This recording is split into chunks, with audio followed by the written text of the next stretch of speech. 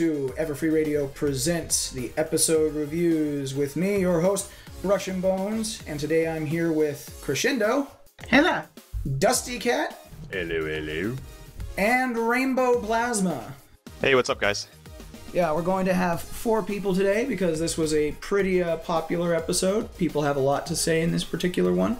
And we're going to go ahead and try ourselves a new format today. I'm going to go ahead and summarize the entire review for you, and then we'll give our discussion points. So, this episode is Season 3, Episode 7, Wonderbolt Academy. It's the episode you probably have all been waiting for. You've heard the rumors about it. And it is probably one of the biggest episodes featuring the character development of Rainbow Dash. So, we start off with them waiting for some kind of letter outside of Rainbow Dash's house.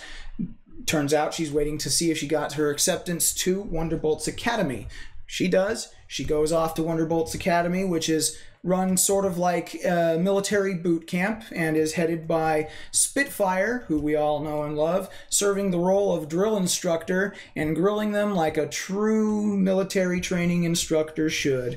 Okay, and we get a few different characters we've seen before. Some of the background ponies are there, as well as a new character who is somewhat similar to Rainbow Dash as she was earlier on in previous seasons, the character Lightning Dust. What seems like it might play out as something of a rivalry turns out to come into a fast friendship, and throughout the various different trials we see that Rainbow Dash, while she is ready to become a Wonderbolt in her eyes and thinks of herself very highly in her skills, she's also still very cautious in what she does, and she's not as reckless as Lightning Dust proves to be, who is going so far as to make things dangerous to others and putting others' health and safety at risk. Bringing this up to Spitfire at the end of the episode, we get to see just how much Rainbow has developed as a character throughout these seasons and how much she has matured from what she used to be.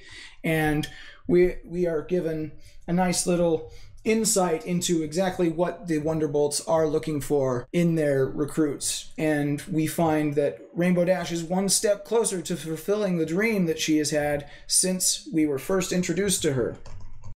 So, with all of that said, starting us off, got a few points here we've written down. We opened the episode focusing on Pinkie Pie, who was really more worried about the situation than Rainbow Dash was. What did you guys think of Pinkie Pie's antics throughout this episode? Now, for Pinkie Pie throughout this episode, I think she was rather overdramatic, almost taking over Rarity's role of melodrama. It just strikes me as odd, considering if you think back to the Sonic Rainboom episode where Pinkie Pie, she was perfectly fine with Rainbow Dash going off to a competition then. I don't really see how it's much different now, despite being 6 more days. Well, I think it's because Pinkie Pie is assuming that Rainbow Dash is gone forever. She's going to become a Wonderbolt, she's not coming back. So that is more of what I feel is behind her whole breakdown, as it were. Rainbow, what about you? Well, I kind of just saw it as comic relief. I mean, I guess if you look at the character, that's a good point you brought up, the fact that during the Sonic Rainboom, she wasn't really caring that much. But yeah, I guess she just kind of played comic relief in this episode, whereas the other characters were very straight-faced, even Rainbow Dash herself. I myself kind of noticed that her antics, while they seemed like they were something that Pinkie Pie would do, they kind of seemed over-exaggerated. Even for Pinkie Pie, she was really, really bombastic in her desire to show Rainbow Dash her support and make sure that, you know, and her worry regarding whether or not Rainbow Dash is going to be able to live her dream, and going so over the top as to bounce around, not stay still, scream, pull out a megaphone from nowhere just to remind Rainbow Dash to be sure to write. And as we see throughout the rest of the episode, literally being too afraid to leave her mailbox for 3 days in a row just in case she winds up missing Rainbow Dash's letter. Actually, in those scenes, I thought that they went on just a little bit too long, the mailbox scenes. Because all that could have been said probably with 2 less scenes, and we would have gotten more Wonderbolts, which is what I was really waiting for, was more Wonderbolts. But anyway, it's I understand that it was used as the gist of getting the girls into danger, basically getting them to go to the Wonderbolt Academy to put them into danger. Plot device, essentially. A wonderful plot device, but it could have been said probably with 2 less scenes of Pinkie Pie going nuts. But we got something fantastic out of those scenes, and that was when Pinkie Pie was going crazy and Applejack was talking to her. Applejack pulls this face where she looks at the camera, and she just kind of has this expression like, "Do you see what I have to deal with?" Oh yeah, I love that one. Moving on, Spitfire reappeared in this episode. This is one of only a few appearances that she's had. Did anybody else notice the difference in her voice? Yes.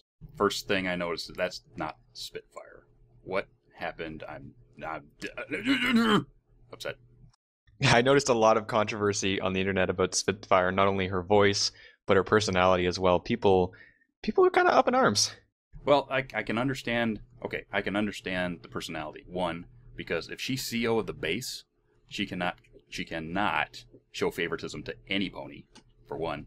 She has to be in control. She has to know what's going on in that entire base, from the plebes all the way up to her sergeants. So she cannot show any favoritism to Rainbow Dash, even though she knows her, or anybody else that she knows, because she's base commander and she's controlling this whole thing. Because if you do, then basically you're showing weakness. That I had no problem with that.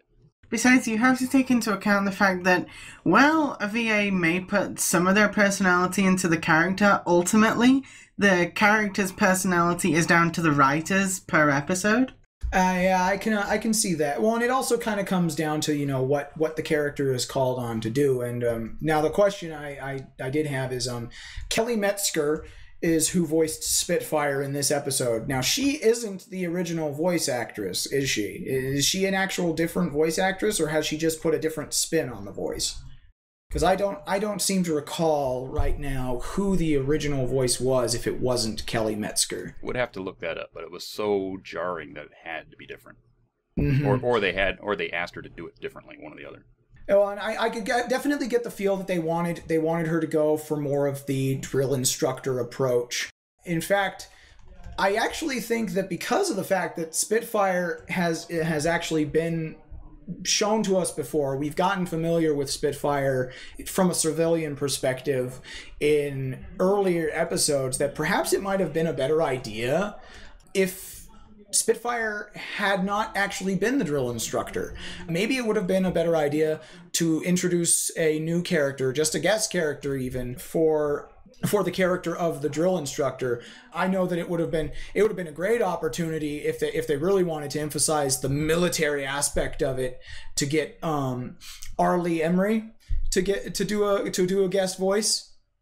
That would have been too jarring for little kids. Well, and the only reason I say that is because there was an episode of SpongeBob SquarePants, which is also a show on Nickelodeon, which is generally targeted towards kids, where SpongeBob and Patrick accidentally go to a prison camp when they were attempting to go to summer camp, and the warden, it's run like a military prison, and the warden there is voiced by Arlie Emery. And I think I might be pronouncing his name wrong, but I'm not entirely sure. You mentioned the fact that you wanted to see a new character introduced there. I would actually disagree with that, because I feel like with the world that they've created so far, through 3 seasons, 50 plus episodes, I actually prefer to see characters get developed a little bit more that we haven't seen. I would prefer to have a Spitfire in this role, regardless of whether there's a different voice. I understand there's problems there, but I like the fact that they put Spitfire in this role, because it's a character that we've seen before. And I mean, I guess we could have 50 characters that are kind of developed, or we could have, a handful of characters that are really developed. I'm actually on the fence with this one, because while I agree, I think it reinforces Spitfire's character. It lets us know basically that she's the leader of the Wonderbolts. She's the one who runs this all. But the whole difference in personality from the past appearances we've had of her compared to this one, that's what makes me kind of to the other side. So I do sit on the fence with this one. Like I said, it was rather jarring, but you have to remember that in those prior episodes, basically she was with the public, right? Public services. Public services. So basically she's the face of the Wonderbolt. She has to be happy and friendly with the public. In a military situation, I'm I'm the boss. This is how it's done. If you don't do it this way, get the flank out. Absolutely, absolutely. That's exactly what I was going to say. And I would actually put her, like, I don't know, in my headcanon, I'd put her personality somewhere in between the two. Obviously, she has to play up the fact when she's in public, and maybe she plays up the fact of the drill sergeant when she's, running these kind of camps. Well, and it being so similar to a boot camp, of course, boot camp is flat out the harshest part of the military. It is when you have the strictest instructors, the strictest set of rules and regulations, and it is very much do as I say or get out, and no questions asked. So I can definitely see where in a public persona, and I've actually had this because after graduating from basic training when I was in the Air Force, it's almost like a complete 180 when you actually become an airman, when you've graduated out of being a trainee and you've gone off to do your tech training and you get your job and you start your job. And for me, I spoke with the MTI who I had as my instructor during my basic training, and he actually said his personality shift, it was so different. He was soft spoken and he was really calm, not overbearing in the slightest, and compared to the drill instructor, military training instructor personality I'd seen my entire time during basic, it was jarring to me. People jump to the fact that suddenly Spitfire is this crazy person who's, drilling them and all that different stuff. But I think that was something that she not necessarily put on, but something that she had to do for the boot camp. I'd hardly call her crazy because the things they have to go through in this episode, they are things that the Wonderbolts will legitimately have to go through. Especially if they're the emergency force of Equestria. You can't have people who will flunk and fail if, you're in an emergency. Sadly, like in the episode where Spike becomes a raging dragon because of his greed, they do, but it's exactly for that reason they do the training regimes like this. I'd like to point out how powerful are Rarity's legs then, because follow me here. In the Sonic Rainboom, when she's falling, she ends up kicking and basically almost knocking out the Wonderbolts there. Aren't they supposed to be able to recover from that? So how powerful are Rarity's legs here? She uses them a lot because she has to stand on her hind legs a lot in order to do all of her sewing every day. So maybe she's got more powerful hind legs. But moving on from Spitfire specifically, we didn't get to see any of Soren in this episode, which led me to also wonder the design of the training camp at this Wonderbolt training camp mountain that's been apparently carved out of the top of this mountain with this training camp up at the peak. It has lots of different buildings, lots of roads. It seems to have people there. So it seems like this training camp is used for more than just the week-long training camp, or perhaps there are in fact more groups of trainees undergoing the same thing at the same time as Rainbow Dash's group. And I was just curious. I myself thought maybe the reason we didn't see Soren is because since Soren is like Spitfire, he's one of the big names in the Wonderbolts. Is Soren perhaps off doing the drill instructor thing with a different group of trainees in on a different side of the training camp or at a different building? Well, that's what I got. I got that each of the major Wonderbolts is off with their trainees doing their thing. So basically, this set of trainees, Rainbow Dash's set of trainees, is under Spitfire. And then if you take a look at the pulled back shots, there are at least 50 Pegasi somewhere on that mountain, not just the 6 or 8 that Rainbow Dash's flight has. Yeah, there were a lot more than just Rainbow Dash's group, so there has to be other stuff going on at the same time. What do you guys think, Rainbow, Crescendo? Okay, I cannot express how disappointed I am that Soren wasn't in this episode, because anyone who knows me personally knows I love that character.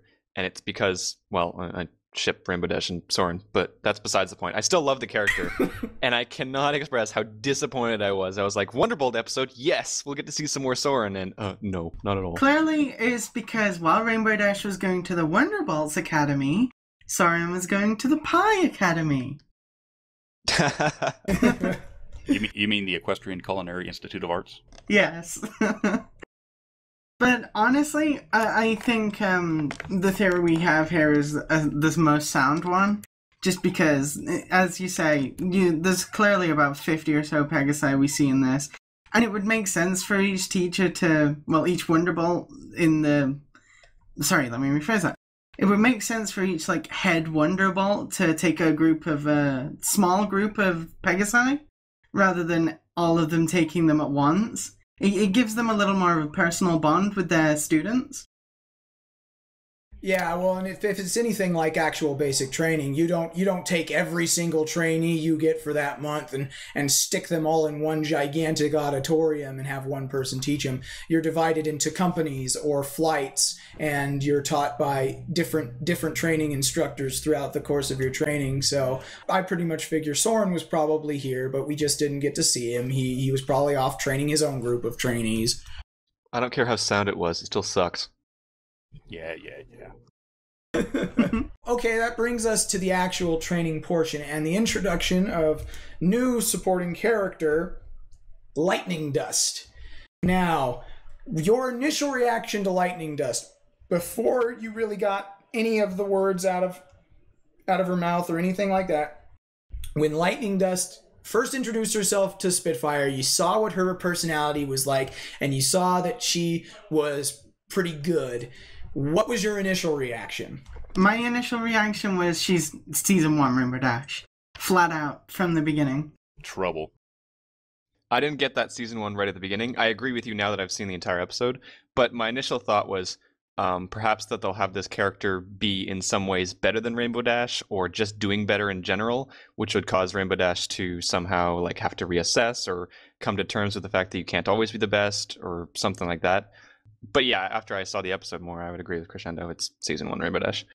I was kind of in the same boat, the sort of Season 1 Rainbow Dash vibe I kind of got from the way that she was sort of like arrogantly saying like, let me show you what I've got, you know, instead of just like, I'm going to follow orders and show my stuff as it comes.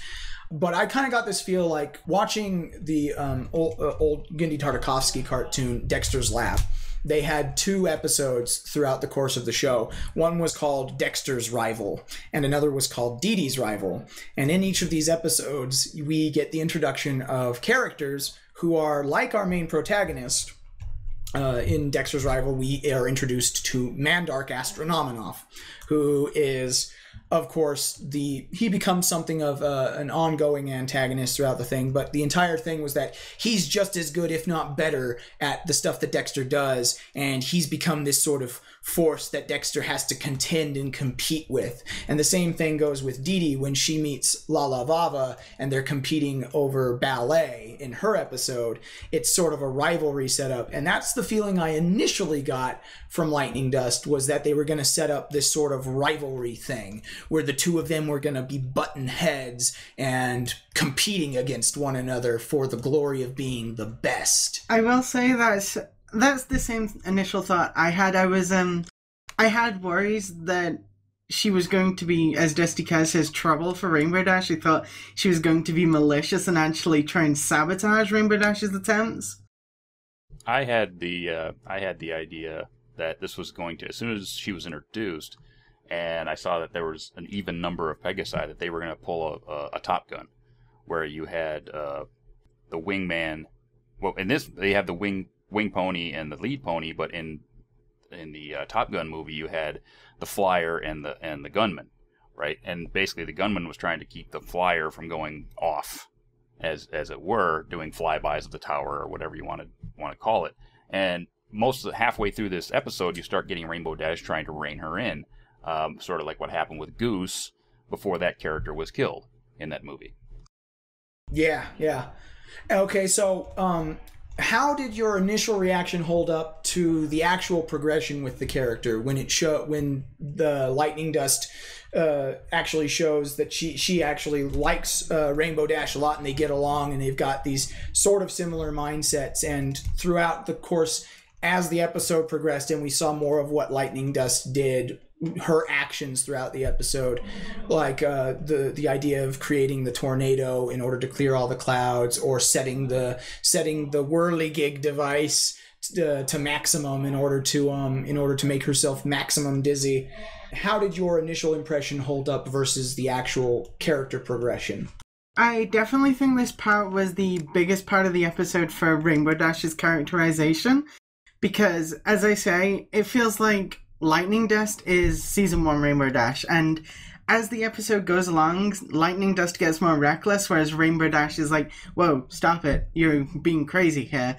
And it's like Rainbow Dash has progressed from where she was to where she is now, to being a more thoughtful and caring character for others, whereas she's still a bit reckless, that's for sure, and she still has some ways to go, but it's progression, basically. So yes, I think I definitely still feel that Lightning Dust is basically Season 1 Rainbow Dash.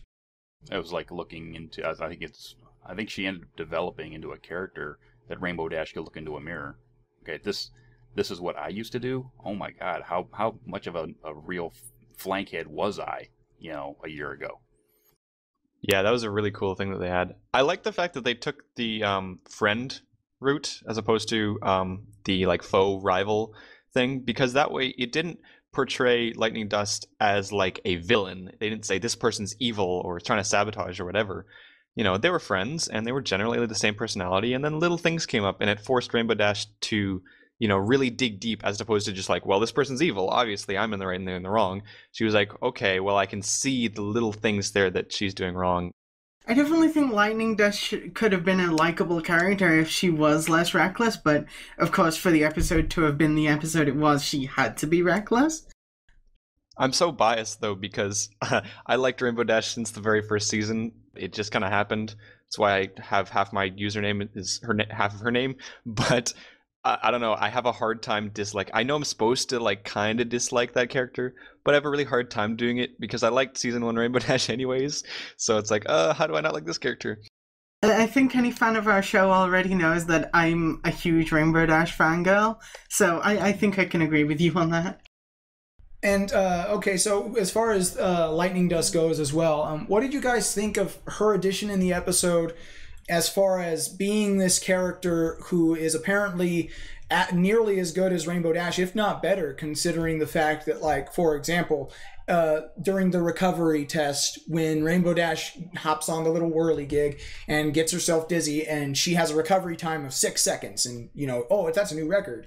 And then Lightning Dust does the same thing after specifically saying set it to maximum, and she manages to pull off 6.5. You kind of have to ask yourself, well, how fast would her recovery have been if she hadn't had it set to maximum? Is it possible that she is actually a better flyer than Rainbow Dash?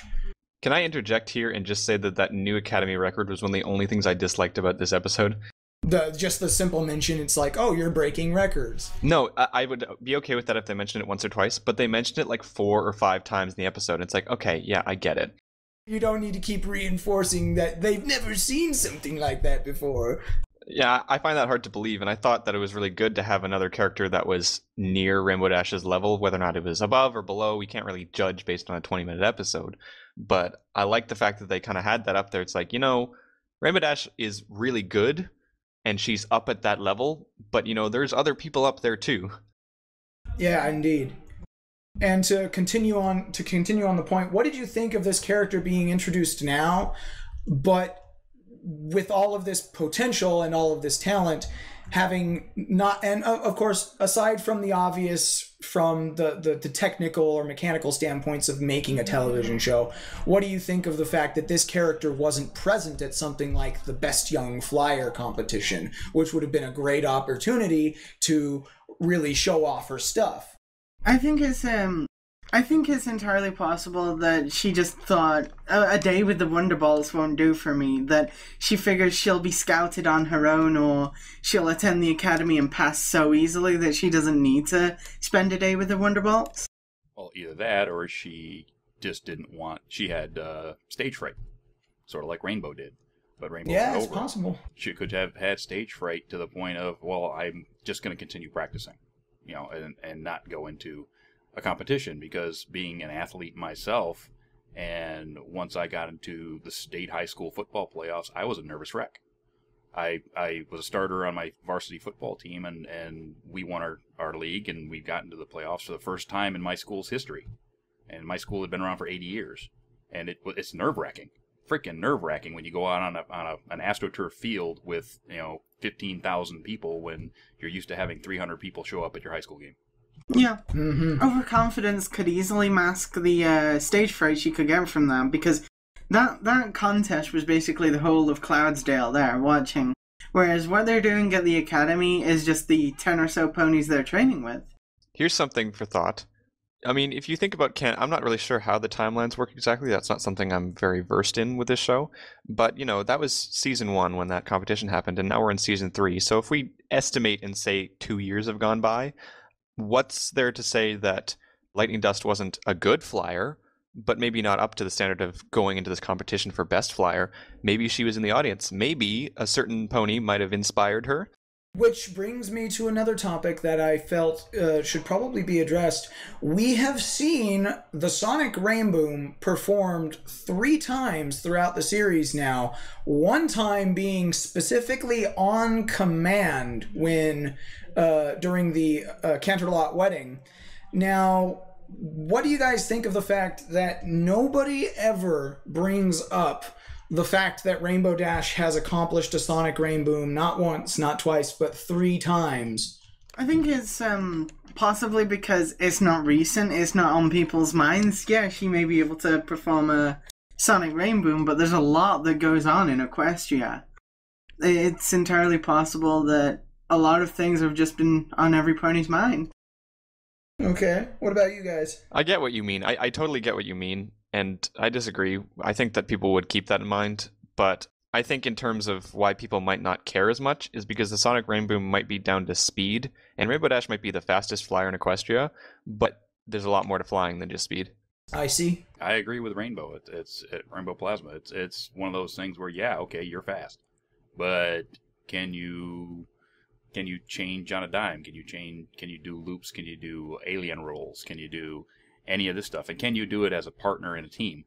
I see that you can do a Sonic Rainboom, but have you ever done a double inside-out loop? Exactly.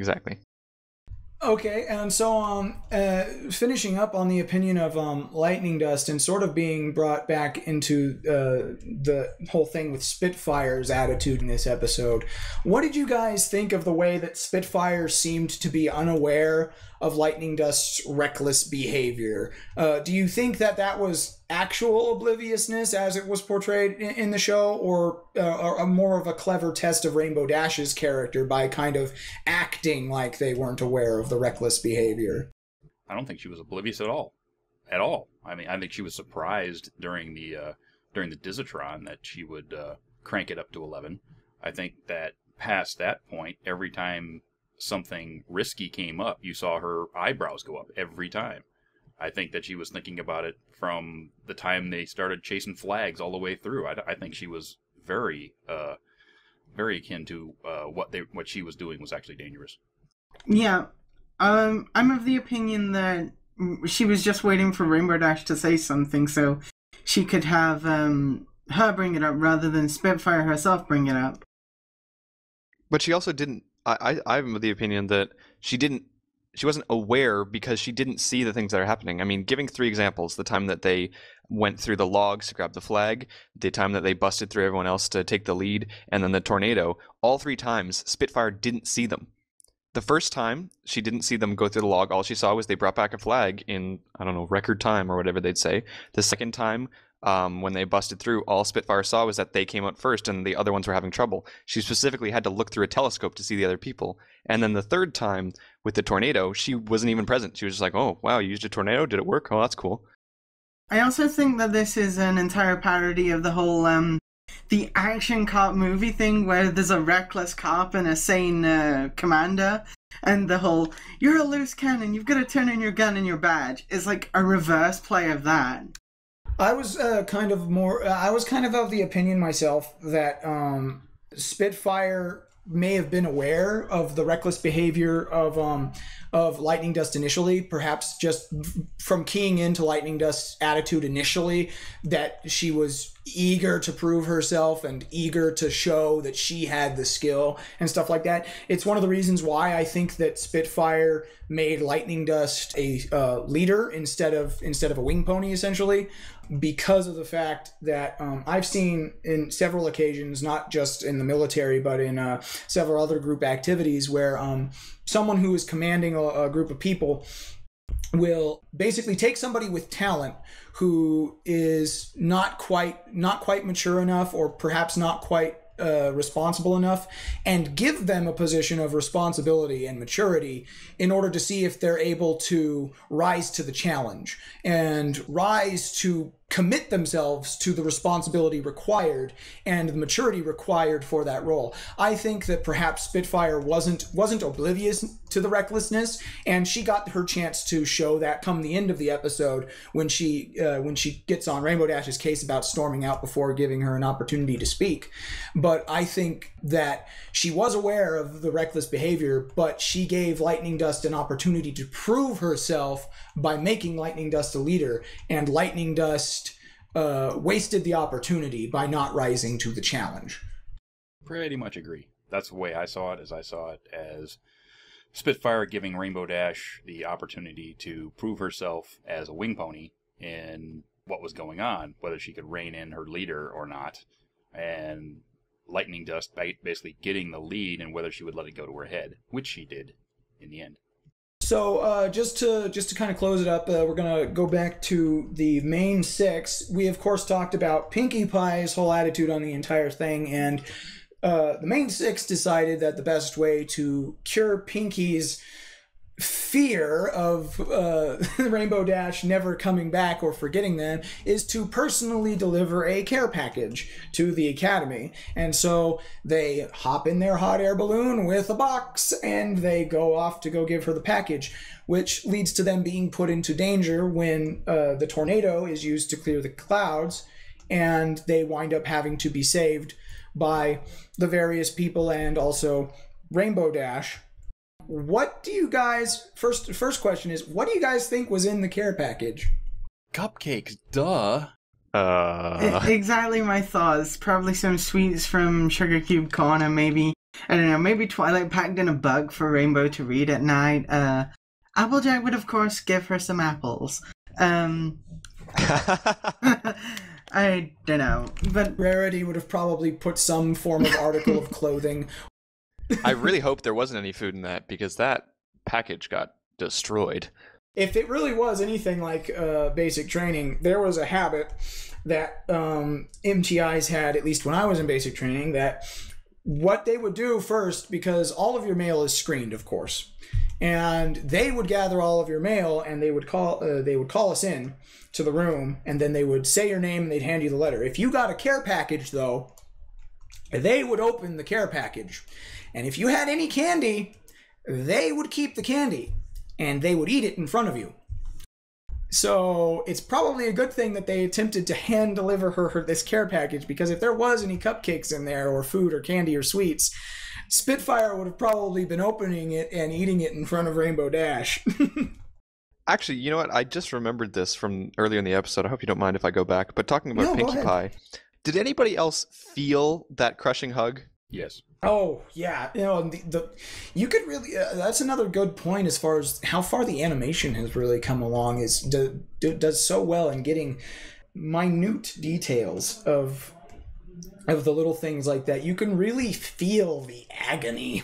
Yeah, I was going to say great sound design, because you could hear it and you could just feel it, and I felt like I was being crushed there. Yes, it was a very cringe-worthy moment, but good job on both the animation and the sound effects for that bit. I think it needed actually some crunching celery is what it needed right there. Oh, Crunching celery. So another really quick thing also is, you guys noticed that when the main six was put into danger as they were coming up and they were thrown out of the hot air balloon, anybody else notice that Fluttershy forgot that she has wings and can fly? Yeah. She frequently does that, though. I mean, she's done that, I think, at least once per season.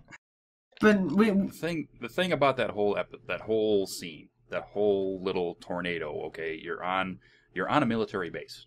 Okay, with a bunch of Wonderbolts or ex-Wonderbolts or sergeants or basically the military, and as soon as it goes off, nobody does a thing. Yeah. Right? None of the other Pegasi go try to cut it down or take anything, and then it grabs civilians, wrecks their balloon, throws them over a cliff, and the only Wonderbolt or pseudo Wonderbolt that does anything is Rainbow Dash. No cadets, no Wonderbolts, no nobody. The only one who's doing anything is Rainbow Dash.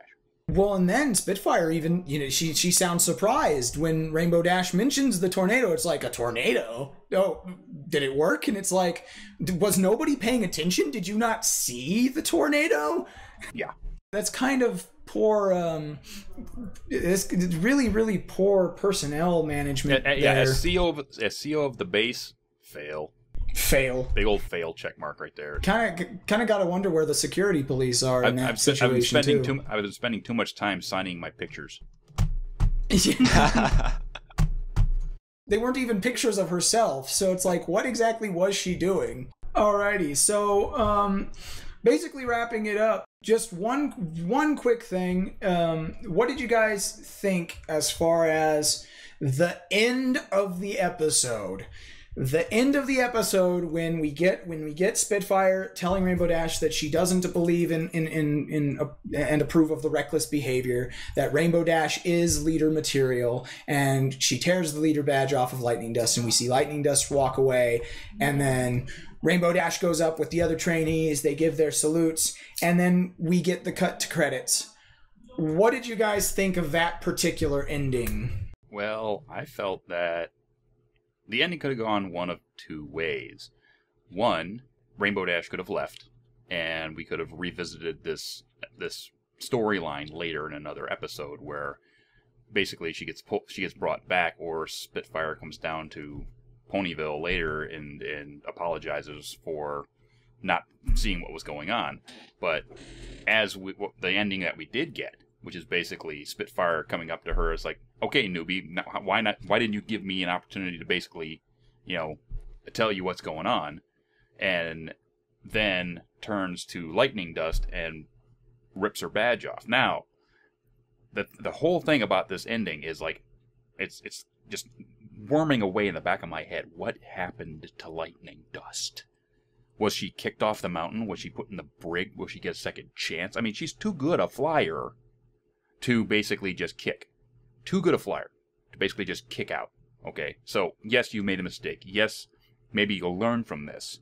So will you make her, peel 1,000 potatoes and give her a second chance? Well, come on, give me some more here.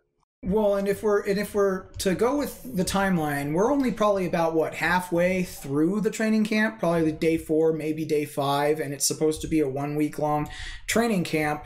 We cut at this particular point, and we don't get to see any of what else happens at the training camp. We actually still don't even know if by the end of the training camp, Rainbow Dash or anyone else has actually qualified, or if any of them are going to get the opportunity to become Wonderbolts.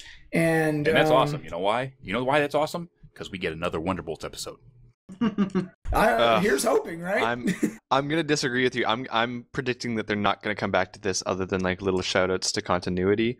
It was very open closure, this entire the ending. It's episodes like these. There are other episodes that close entire storylines and they're like, okay, the episode's done, we're done with this. It's episodes like these that make me wish that the show was more story arc driven. Well, it does have some story arc drive behind the episodic thing of the show. I mean, yes, the Hub wants episodic shows so they can show them in any order possible. It's easier to syndicate that way. But you have things like Luna holding up the Black Book in the premiere of Season 3. You've got little things going on in the background that tie together all the way through the season. Now, you've got, okay, what Bones brought up. Okay, we haven't seen the rest of the week. We don't find out if anybody actually made it onto the Wonderbolts. We don't even know if this has anything to do with going on to another camp, which is tougher to get into the Wonderbolts. So therefore, there's a story arc here that can be revisited as to what's going on. I mean, we can actually look at the scene in with Twilight and Rainbow Dash inside the library. Dash is in the background reading a book. Okay. You do get several of those small little continuity callbacks. Well, guess what? I think we're going to have a bunch of small continuity callbacks in the background of episodes going forward with Rainbow Dash and the Wonderbolts. It's going to happen. Oh, for sure. I agree. That's what I was expecting to see. I just don't think there'll be a big continuity callback, like big enough to warrant an episode or anything like that. I'll bet you. It's still entirely possible, though. I mean, anything can be possible. We don't know the upcoming last few episodes. We only know a couple of synopses. And even then, it's majorly unknown what will happen in said episodes. It's still possible for us to get continuity from the older episodes that are mainly resolved, but still have a few loose threads, if you get what I mean. Yeah, I would probably say that I'm kind of lying somewhere in the middle here, and it's just because I think it could kind of go either way. I think that there is potential here for more related to the Wonderbolts in the future. Whether or not we're actually going to get it, I'm kind of iffy on, because to me, the ending kind of felt like one of those open endings that they did solely so that they won't have to drastically change the status quo. Because if Rainbow Dash was to become a Wonderbolt, or specifically go to an academy for training into the career of being a Wonderbolt, that would be a drastically life-changing event, and it would really alter the dynamic of the six main characters as we know it, because Rainbow Dash would be so involved with the Wonderbolt training. Well, I see in the future you're going to have maybe one episode where you have Rainbow Dash as a guest flyer, say in a Manhattan air show with the Wonderbolts, basically, best young Wonderbolts trainees or something like that, so they can revisit it later. I really hope so, because that would be great. I think the Wonderbolts have been around long enough in this series that they're not just going to drop them at this point. They're not going to do it. They're not going to, okay, we're done with the Wonderbolts now, we're moving forward. Bull. We're going to have more Wonderbolts, trust me. I really hope so, because that would be great. I also think it's entirely possible that this could be like at the very end of My Little Pony, when they decide to finally close up the stories permanently, or at least for Generation 4, is that Rainbow Dash could finally actually become a Wonderbolt, and this could be like one of the very prelude episodes to it. It could be a long way off for all we know, but I think that's one of the major possibilities. I'd be surprised if she didn't, to be honest with you. Yeah, I'm 100% certain that by the end of the series, we'll definitely have the ponies have accomplished their dreams in some way, shape, or form, and Rainbow Dash, more than likely, she'll be a Wonderbolt when everything is finished for good. So, with all of that said, what would you give this episode on a scale from 1 to 5, 1 being the worst, Can 5 I actually, being sorry, the best? sorry to interrupt you. Can I actually bring up one more point? Because I know you want to wrap up here and we're going a bit long. But there's something super important that was glazed over in the episode, but I thought was really important. Throughout this entire season, we've been told that there'll be an overarching storyline. It was obviously evident in the first few episodes. We got Luna with the Black Book. We got Twilight learning new magic. They mentioned this episode. Hey, do you want to come with me? Twilight's learning new magic. It was just thrown out there for half a second, completely ignored, but that's huge. Celestia has her working on new spells. That is huge. That's what the statement was. Yes, I remember that. And that actually it's subtle, but it is pretty big. So we'll hopefully we'll learn some more about what exactly Celestia has Twilight working on in the future. Maybe it has something to do with that black book that Luna pulled out in the season premiere. That Celestia is a sneaky one. You know, that's just a Kingdom checkbook. That's all it is. It's just a checkbook. Crystal Kingdom, check. Finally bringing it around to the wrap-up, what was your opinion of the episode on a scale of 1 to 5, 1 being the worst, 5 being absolutely perfect? What did you think? I hate to throw out 5s willy-nilly, and it seems like I may have been doing that as of late, but honestly, I find it incredibly hard to find fault in this episode. It's an episode I've thoroughly enjoyed. It involves my favorite character getting brilliant characterization. The little bits here and there, it's just been an absolute amazing episode for me. and I don't think I could have enjoyed it more, and that's why I have to give it a 5. I will say this is my own opinion, and just I have reasons for holding it, but yeah, 5 from me. I give it 4 or 5, only because of military inaccuracies and the characterization of Spitfire being a little bit too majorly off from prior episodes. So it's just little things. Spitfire's voice being a bit off, the military inaccuracy stuff. But I'll give it a 4 or 5. I thoroughly enjoyed this episode. I've been looking forward to it for 2 seasons, and it didn't disappoint me at all. And the only reason I take that star away is for little itty bitty nitpicking things. Okay, well, I'm so biased, it's ridiculous. So normally I'd give this episode a 5, but I think stepping back and looking at it from like a technical point of view, I'd probably give it a 4.5 for the exact same reasons that Dustykatt did there. I would probably be in the same boat. I'm going to go ahead and say that I'd give it a 4.5 out of 5, mainly because, same thing that Dusty said, there were some military inaccuracies. They didn't seem like they wanted to go full way into the military aspect of the training. It was kind of light here and heavy in some other places. Spitfire in general and the entirety of the actual Wonderbolts who were present, the sergeants or the drill instructors or whatever you want to call them, seeming to kind of have their heads in the clouds, no pun intended, when it came to certain things like the danger, like the tornado and stuff like that.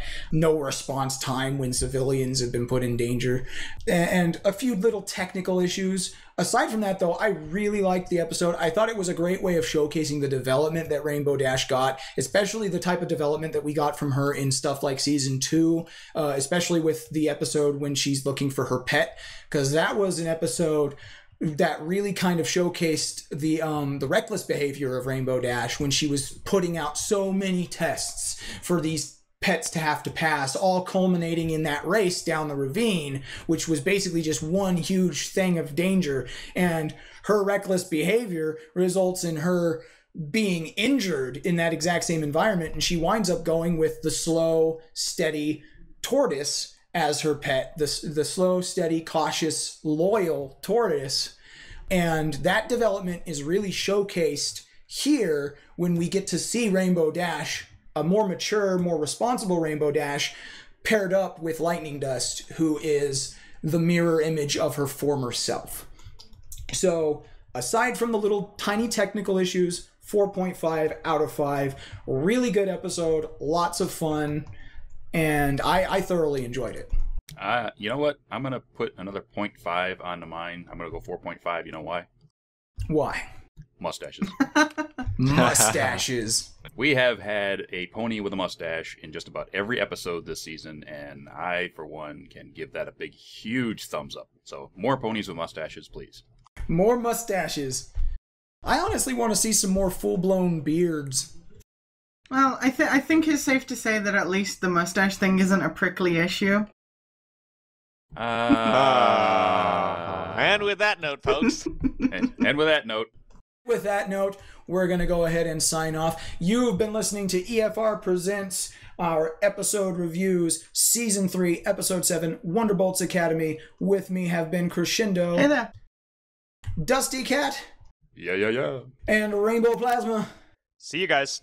Leave your comments here on YouTube or on our webpage, depending on wherever you are watching it. Feel free to contact us at any of our given emails or me at brushandbones.everfree@gmail.com if you have anything to say. And we hope to see you next week when we give you the review of Episode 8. See you there.